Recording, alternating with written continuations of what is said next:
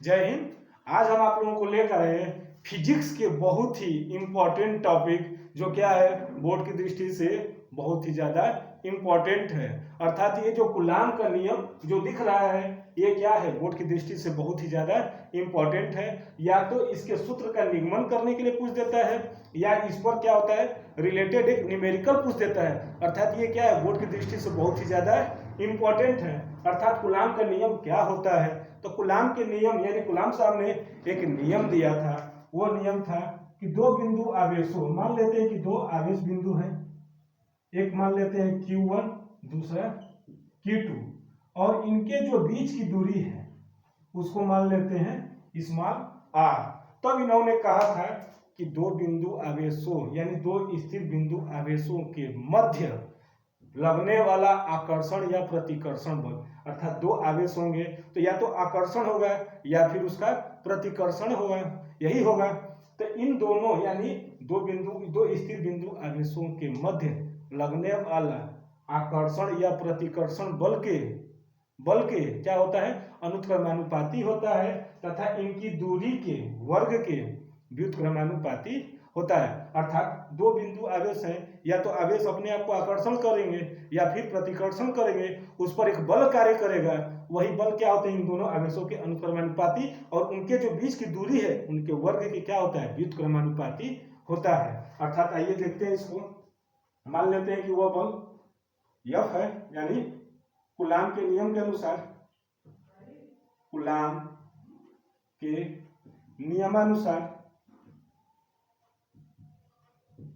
नियमानुसार मान लेते हैं वह बल क्या है F अनुक्रमानुपाती Q1 Q2, समीकरण नंबर 1। इसी तरह इनके दूरी के वर्ग के व्युत्क्रमानुपाती यानी बल जो है इनके दूरी के वर्ग के क्या होगा व्युत्क्रमानुपाती है।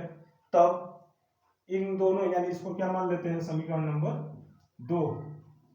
तब इन दोनों समीकरणों को क्या कर देते हैं मिला देते हैं, तो क्या बन जाएंगे Q1 Q2 अपान के आर स्क्वायर। जब अनुक्रमानुपाती का चिन्ह हटाते हैं तो एक नियतांक लगाते हैं, वह नियतांक हम मान लेते हैं यहाँ पर बल F इक्वल टू के Q1 Q2 अपान के आर स्क्वायर। प्रयोगों द्वारा देखा गया है के की जो वैल्यू होती है वह होती है 1 अपान के 4 पाई एप्सिलॉन 0। ये क्या होती है के की यहाँ पर वैल्यू होती है।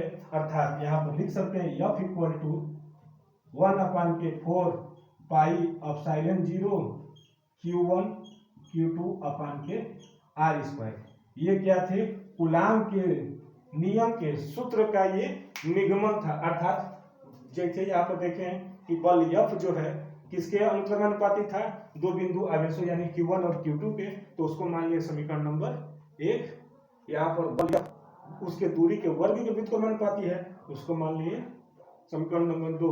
समीकरण 1 और 2 से हमको कुछ मिला, यानी यहाँ पर लिख सकते हैं समीकरण 1 तथा समीकरण 2 से क्या प्राप्त हुआ।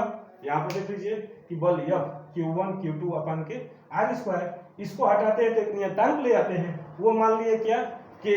अब प्रयोगों द्वारा के की वैल्यू जो देखी गई वो कितना 1 अपान के 4 पाई एप्सिलॉन नॉट कहिए या फिर इसको 0 भी बोलते हैं, यानी ये इसकी वैल्यू आ गई।